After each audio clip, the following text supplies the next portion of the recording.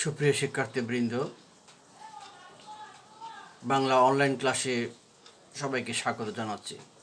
আমি বিকিরণ বড়ুয়া, হজরত ইয়াসিন শাহ পাবলিক কলেজ, রাউজান, চট্টগ্রাম। আজ আমাদের আলোচনার বিষয় রক্তে আমার অনাদি অস্থি, পার্ট 1। মূলত পার্ট 1-এ আমরা এই রক্তে আমার অনাদি অস্থি কবিতাটির কবি দিলওয়ারের তার জীবন সম্পর্কে, তার কর্ম সম্পর্কে কিছু বলার চেষ্টা করব। তার পরবর্তীতে পার্ট 2 বা পরবর্তী ক্লাসগুলোতে আমরা এই কবিতার পাঠ পরিচিতি এবং কবিতাটি পুঙ্খানুপুঙ্খরূপে পড়ে সেটি বোঝার চেষ্টা করব এবং পাঠ পরিচিতিটি আলোচনা করব, উদ্দীপক নিয়ে আলোচনা করব। তো শুরুতেই আমরা যে কাজটি করতে চাই সেটি হচ্ছে এই কবির জীবন সম্পর্কে একটু বলা। রক্তে আমার অনাদি অস্থি কবিতাটির কবি দিলওয়ার।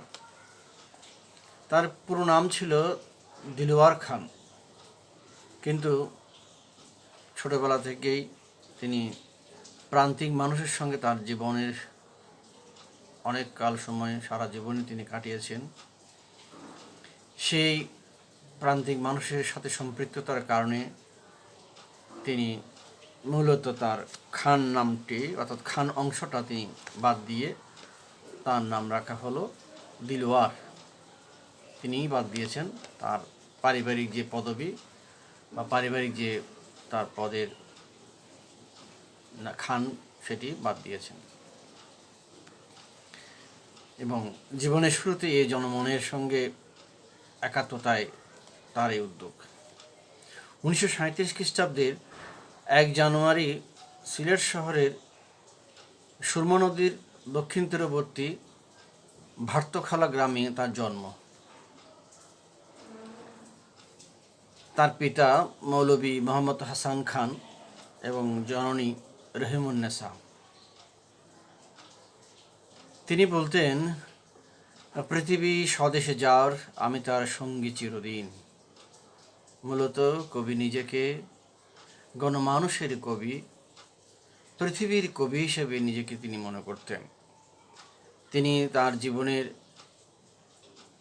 প্রায় পুরোটা সময়ই সিলেট শহরে কাটিয়েছেন এবং তিনি এটুকু বিশ্বাস করতেন, তাকে যখন তার সন্তানও জিজ্ঞেস করেছেন, তার সন্তান কবি ইবনে দিলওয়ার, তিনিও জিজ্ঞেস করেছিলেন যে তার পিতা কেন এই মফস্বল এলাকায় সিলেট শহরে পড়ে আছেন, তাহলে তো তার মূল্যায়ন হবে না। এবং তার অনেক শুভাকাঙ্ক্ষী কবি বা অনেকে জিজ্ঞেস করেছেন, কিন্তু তিনি বলেছেন, আগুন যেখানে জ্বলবে সেখানে তার দ্যুতি ছড়াবে। সুতরাং এই মফস্বল এলাকায় তিনি তার কাব্যচর্চা চালিয়েও তিনি যে জাতীয় কবি হয়ে উঠতে পেরেছেন, তিনি যে আমাদের বাংলা সাহিত্যে একজন অন্যতম কবি হয়ে উঠতে পেরেছেন, এটি অনেক বড় একটি ব্যাপার।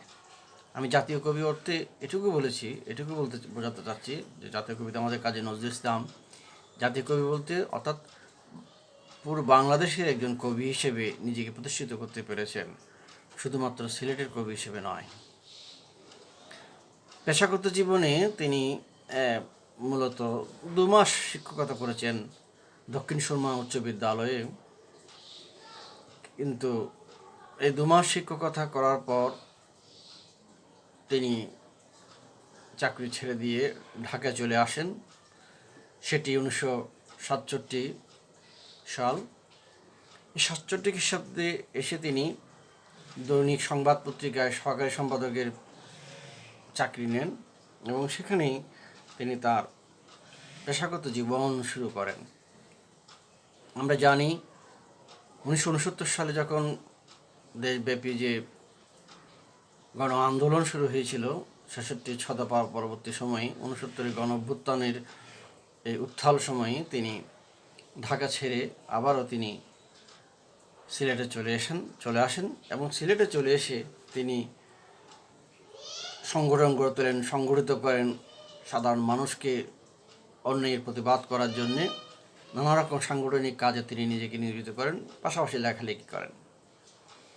পরবর্তী সময়ে 1973-74 সালে তিনি আবার ঢাকা যান বাংলাদেশ স্বাধীন হওয়ার পর। তখন তিনি দৈনিক গণকণ্ঠ পত্রিকার সহকারী সম্পাদক হিসেবে কাজ করেন।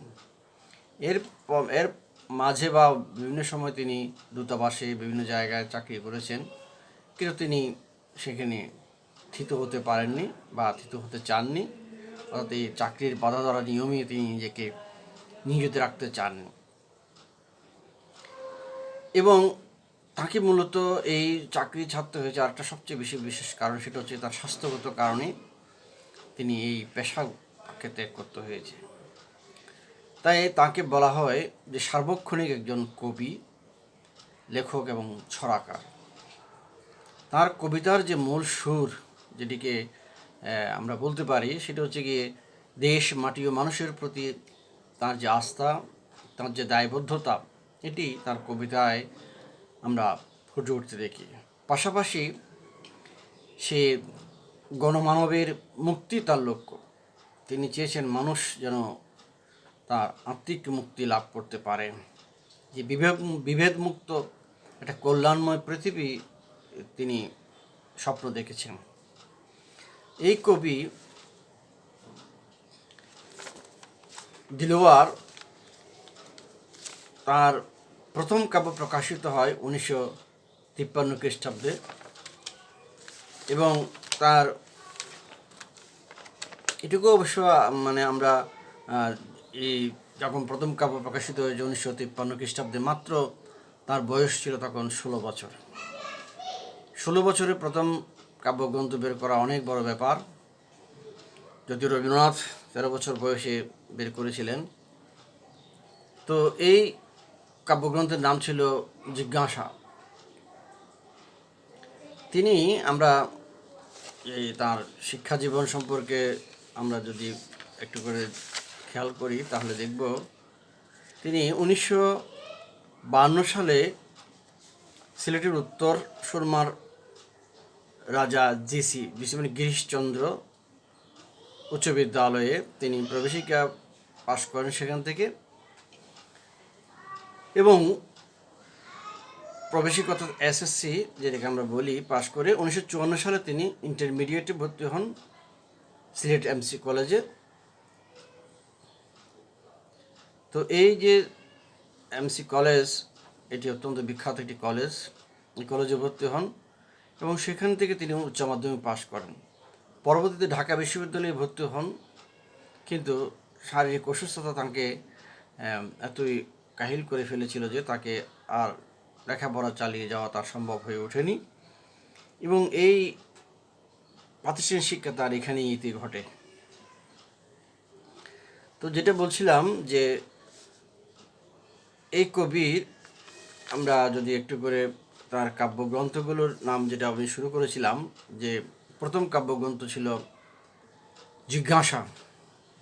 সে জিজ্ঞাসা কাব্যগ্রন্থের একটি কবিতা তিনি বলছেন, পৃথিবীতে এসে কেঁদে যায় যারা,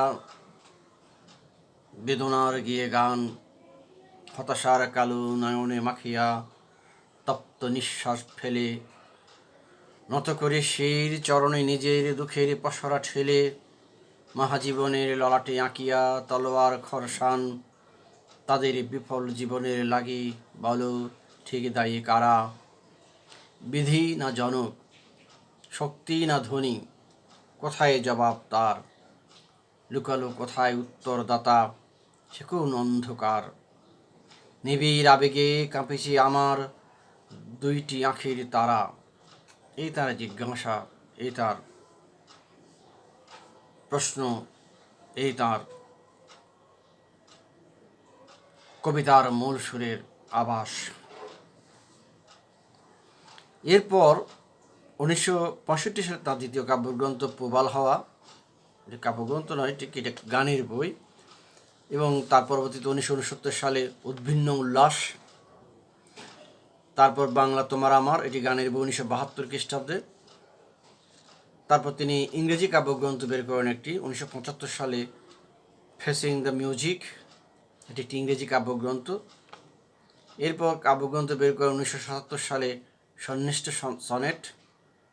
তারপর আমাদের যে পাঠ্য রক্তে আমার অনাদিস্থি যে কবিতা, এই কবিতার কাব্যগ্রন্থ, সেই কবিতাটির কাব্যগ্রন্থের নাম হচ্ছে গিয়ে রক্তে আমার অনাদিস্থি। এই কাব্যগ্রন্থটি বের হয় 1981 খ্রিস্টাব্দে। এরপর প্রবন্ধ গ্রন্থ 1985 খ্রিস্টাব্দে বের হয় বাংলাদেশে জন্ম না নিলে। তারপর 1987 খ্রিস্টাব্দে বের হয় নির্বাচিত কবিতা। এরপর দিলওয়ারের শত ছড়ার বই, যেটি বের হয় 1989 খ্রিস্টাব্দে।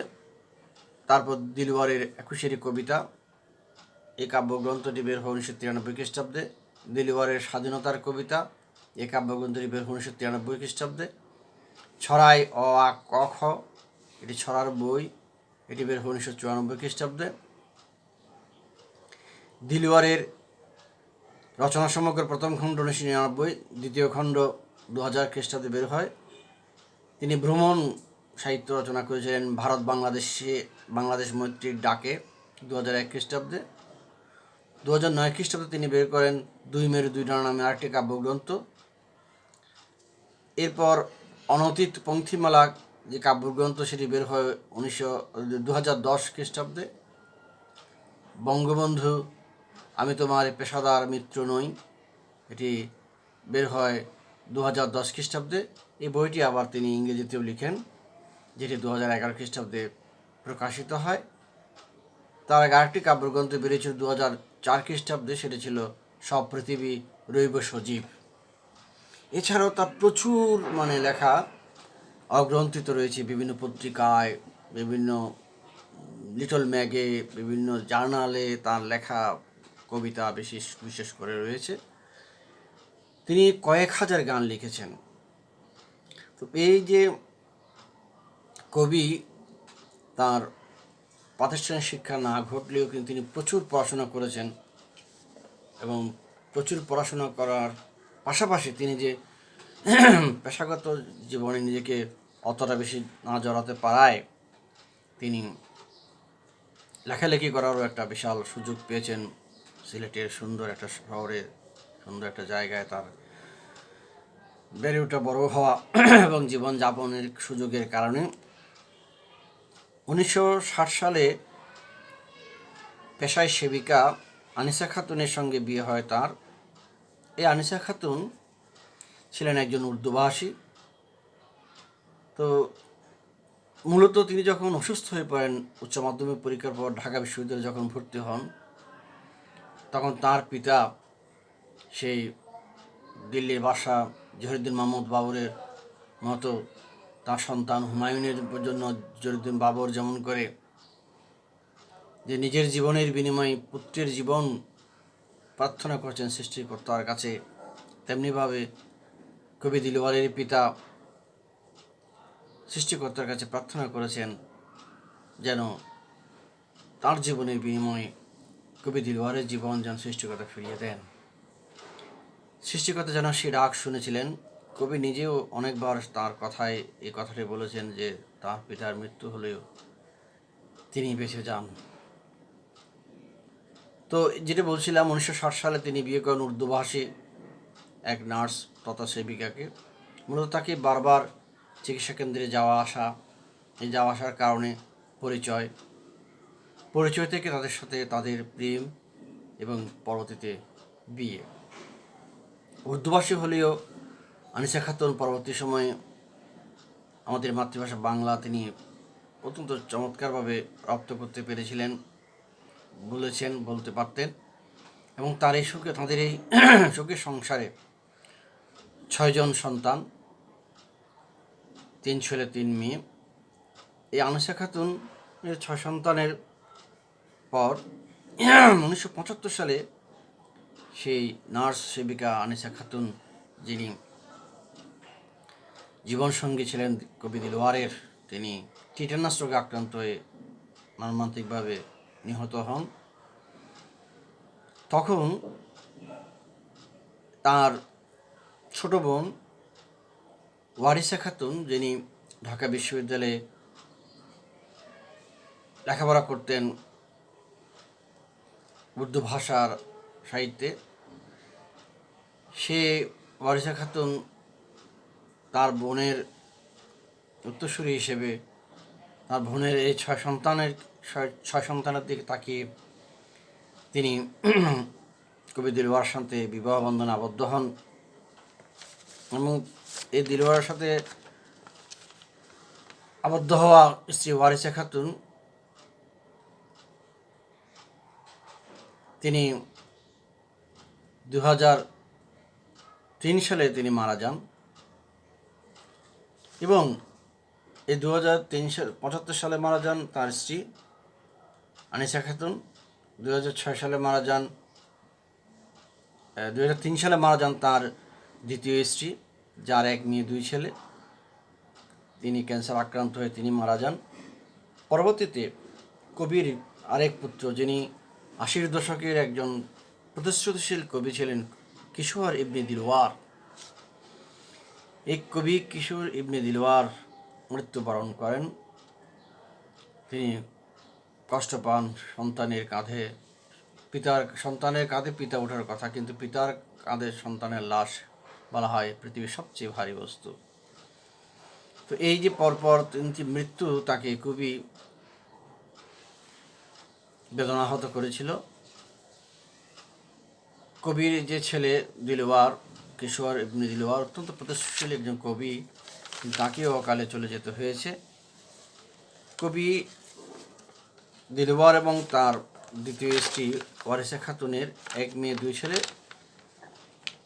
এই 2 ছেলের মধ্যে এক ছেলে, তিনি শাহিন ইবনে দিলওয়ার, বর্তমানে যুক্তরাজ্য প্রবাসী। তিনিও একজন কবি এবং সংগঠক।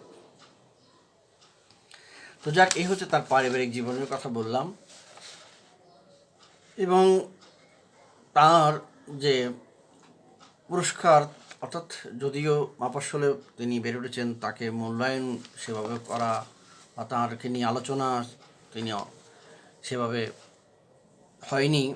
এরপরও অনেক দেরিতে হলেও তার সে স্বীকৃতিটা আসে। 1980 খ্রিস্টাব্দে কাব্যচর্চার জন্য তাকে বাংলা একাডেমি পুরস্কার দেওয়া হয় এবং 2008 খ্রিস্টাব্দে সাহিত্য অবদানের জন্য তিনি একুশে পদক পান। তাছাড়া তিনি আবুল মনসুর আহমদ সাহিত্য পুরস্কার, সুকান্ত সাহিত্য পুরস্কার সহ দেশে বিদেশে নানা রকমভাবে পুরস্কৃত হয়েছেন, সংবর্ধিত হয়েছেন। এই কবি দিলওয়ার তার কাব্যবেদনাকে আজন্ম লালন করে চলেছিলেন এবং 2013 খ্রিস্টাব্দে 10 অক্টোবর সিলেটের এই বার্ধক্যশালায় নিজ বাড়িতে বার্ধক্যজনিত কারণে 76 বৎসর বয়সে তিনি মৃত্যুবরণ করেন।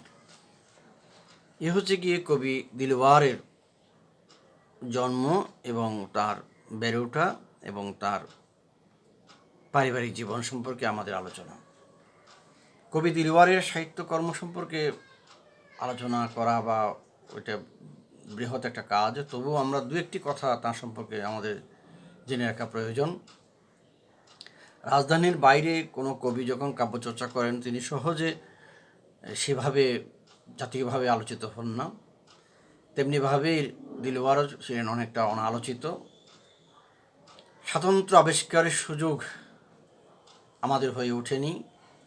অর্থাৎ যারা সাহিত্য সমালোচক, সাহিত্য আলোচক, তারা তাকে সেভাবে মূল্যায়ন করে তার স্বাতন্ত্র্যতা বিচার করার প্রয়াস তারা পাননি, যেহেতু রাজধানীর বাইরে তার বেড়ে ওঠা সাহিত্য চর্চা। এরপরও ওই যে তিনি বলেছিলেন, আগুন যেখানে জ্বলুক তার দ্যুতি ছড়াবেই, তেমনিভাবেই তার এই অবহেলা, তার এই প্রতিবাদ ছটাকে চাপা দিয়ে রাখতে পারেনি এবং বেরিয়ে এসছে। এবং তার বিশাল সাহিত্য ভাণ্ডার, যেগুলো এখনও অগ্রন্থিত রয়েছে, সেগুলো গ্রন্থিত হওয়ার মাধ্যমে হয়তো অদূর ভবিষ্যতে আরও বেশিভাবে দিলওয়ার আমাদের আলোচিত হয়ে আসবেন। তিনি যদিও মফস্বলে অর্থাৎ সিলেট শহরে জন্মগ্রহণ করেছেন, সারা জীবন সেখানেই থেকেছেন, বলতে গেলে।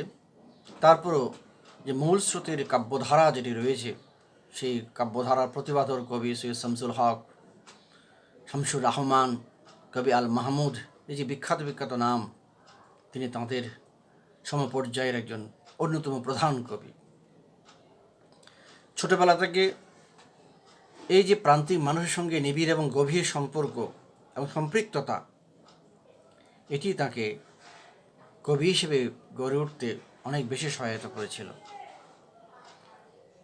আমরা জানি যে বললাম যে 1953 খ্রিস্টাব্দে 16 বছর বয়সে মাত্র তিনি প্রথম কাব্যগ্রন্থ বের করেন, জিজ্ঞাসা কাব্যগ্রন্থ, যেটির নাম ছিল। তিনি মাত্র 12 বছর বয়সে 1949 সালে তার প্রথম কবিতা ছিল সাইফুল্লাহ নজরুল, এই নাম দিয়ে, কবি নজরুলকে উদ্দেশ্য করে বা তাকে নিয়ে তার প্রথম কবিতা সাইফুল্লাহ নজরুল নামে প্রথম প্রকাশিত কবিতা প্রকাশিত হয় যুগবেরী পত্রিকায়, একটি বিখ্যাত পত্রিকা। তো এই কবি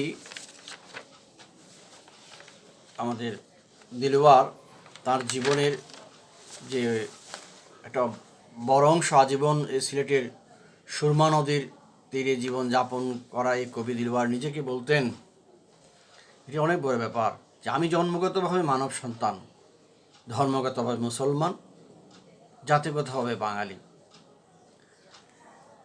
তার সাহিত্যের মূল্যায়ন না হওয়াকে দুর্ভাগ্যজনক বলেছেন কবির চৌধুরী, জাতীয় অধ্যাপক, সাহিত্যিক, লেখক, যিনি ইংরেজি সাহিত্যের একজন অন্যতম নামকরা লেখক এবং সাহিত্যিক।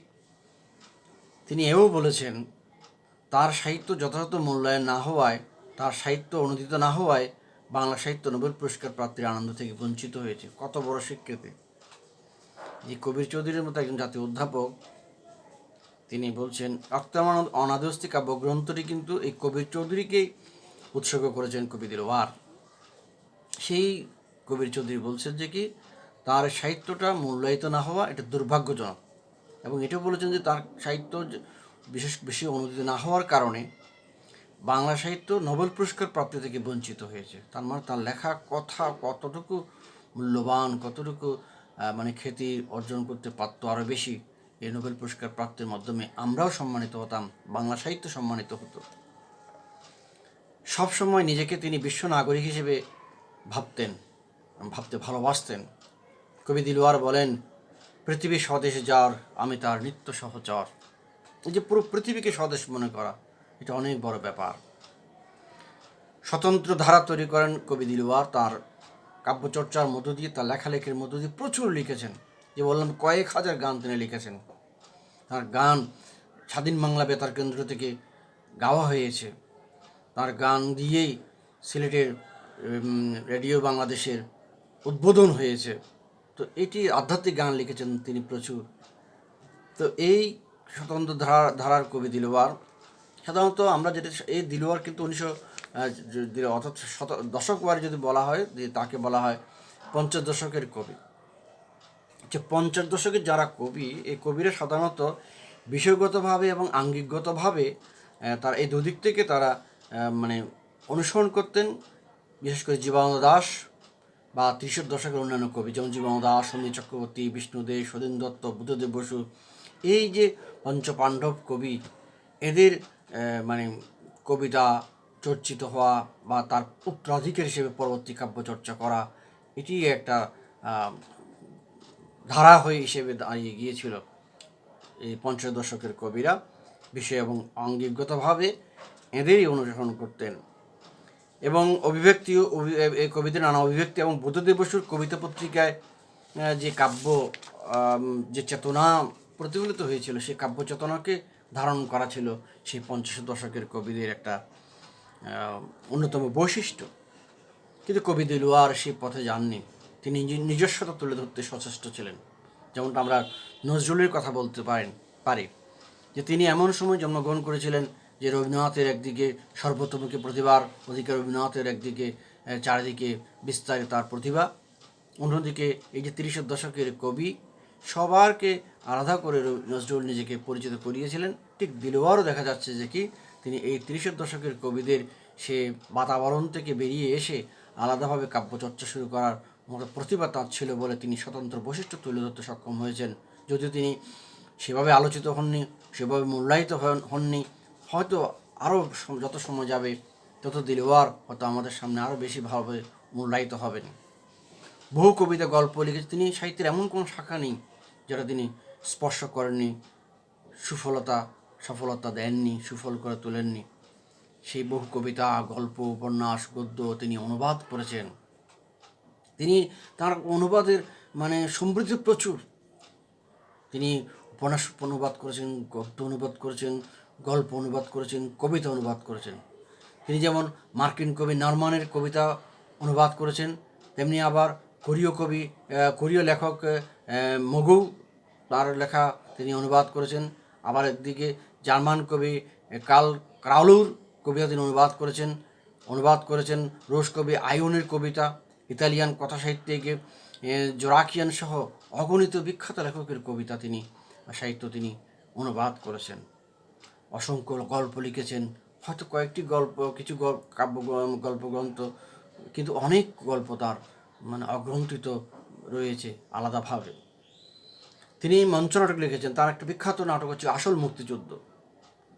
তো এই স্বাধীন বাংলা বেতার কেন্দ্রের জন্য তার যে গান এখনও কানে বাজে, আইরে চাষি মজুরকুলি মেথর কামার কুমার বা জয় জয় দুর্জয় বাংলা, এই স্বাধীন বাংলা বেতার কেন্দ্রের গাওয়া এই গানগুলো মুক্তিযুদ্ধের সময় মুক্তিযোদ্ধাদেরকে এবং সাধারণ মানুষকে উদ্বুদ্ধ করেছিল এই গানগুলো। এই কবি দিলওয়ার সম্পর্কে আলোচনা করতে গিয়ে ডক্টর আজিজ হুমায়ুন বলেছিলেন, দিলওয়ারের লেখাপড়ার পরিধি ছিল ব্যাপক। আজিজ হুমায়ুন একজন ভাষাবিজ্ঞানী এবং গবেষক। তিনি বলছেন যে দিলওয়ারের লেখাপড়ার পরিধি ছিল ব্যাপক। তিনি ছিলেন আধুনিক ও সমাজ সচেতন মানুষ। অকৃত্রিম দেশপ্রেম ও কমিটমেন্ট তাকে বিশিষ্টতা দান করেছে। যে একজন কবির কমিটমেন্ট থাকতে হবে আলাদাভাবে। আমাদের জাতিসত্তার কবি, যিনি এখন বর্তমানে এই নুরুল হুদা জাতিসত্তার কবি হিসেবে খ্যাত এবং অন্যতম কবি। তার জন্ম কক্সবাজারে, আমাদের চট্টগ্রামের, এই চট্টগ্রামে তিনি যখন নবম শ্রেণীতে পড়াশোনা, তিনি বলতেন তিনি যে নবম শ্রেণী যখন পড়াশোনা করছিলেন তখন এই দিলওয়ারের কবিতা পড়ে নিজেকে একজন কবি হিসেবে গড়ে তোলার অনুপ্রেরণা তিনি পান। এতে তিনি উদ্বুদ্ধ হন এবং সত্যি তিনি একজন বিখ্যাত কবি হিসেবে নিজেকে প্রতিষ্ঠিত করতে সক্ষম হয়েছেন। বর্তমানে যে নির্মলেন্দু গুণ একদম অত্যন্ত আলোচিত একজন কবি, তিনি বলেছিলেন, দিলু ভাই যদি আমাকে লেখা পরিবর্তনের কথা না বলতেন তাহলে হয়তো আমার কাছ থেকে হুলিয়া কবিতা বেরিয়ে আসতো না। হুলিয়া একটা বিখ্যাত কবিতা নির্মলেন্দু গুণের। তো এই কবিতার পরিবর্তন করতে বলেছিলেন কে? আমাদের কবি দিলওয়ার। তো তিনি স্বীকার করছেন যে দিলু ভাই যদি আমাকে এই কবিতার লেখা পরিবর্তন করতে না বলতেন তাহলে এই হুলিয়ার মতো লেখা আমার কাছ থেকে বেরিয়ে আসতো না, যেটা তাকে অনেক বিখ্যাত করেছে। সাবেক সচিব এবং কবি মোফাজ্জল করিম তিনি বলেছেন, দিলওয়ার সাথে দেখা না হতো তাহলে হয়তো আমি কবি হয়ে উঠতাম না, আমার কলম থেকে কবিতা বেরিয়ে আসতো না। তো একজন কবিকে নিয়ে এই যে তার বলা, এটি অনেক বড় স্বীকৃতি বলে আমরা মনে করি। তো যাক, আমরা এই কবির জীবন সম্পর্কে বললাম। তিনি অনেক লেখালেখি করেছেন, অনেক সাহিত্য চর্চা করেছেন, তার অনেকগুলো গ্রন্থিত হয়েছে, আমাদের হাতে এসছে। কিন্তু অনেক লেখালেখি, অনেক গ্রন্থ এখনও প্রকাশিত হতে পারত, বা হয়তো ভবিষ্যতে কেউ উদ্যোগ নিলে আমরা মনে করি যে বাংলা একাডেমি বা অন্যান্য প্রকাশন সংস্থাগুলো তাঁর লেখাগুলোকে জোগাড় করে গ্রন্থ হিসেবে বের করলে বাংলা সাহিত্যের অনেক উপকার হবে, বাংলা সাহিত্যের পাঠকের অনেক উপকার হবে। তো আমরা এই কবির জীবন এবং সাহিত্যকর্ম সম্পর্কে আমরা সংক্ষিপ্ত আলোচনার মধ্যে আজকে ক্লাস এখানে শেষ করছি। আগামী দিন আমরা কবি অনাদি অস্থি কবিতা, রক্তে আমার অনাদি অস্থি কবিতাটি পাঠ পরিচিতি এবং কবিতাটি সম্পর্কে আমরা আলোচনা করার প্রয়াস পাব। সবার সুস্বাস্থ্য সুন্দর জীবন কামনা করে, স্বাস্থ্যবিধি মানার আহ্বান জানিয়ে এবং বাইরে বেরোলে অবশ্যই মাস্ক পরে বেরোবার আহ্বান জানিয়ে আজকে ক্লাস শেষ করছি। সবাইকে ধন্যবাদ।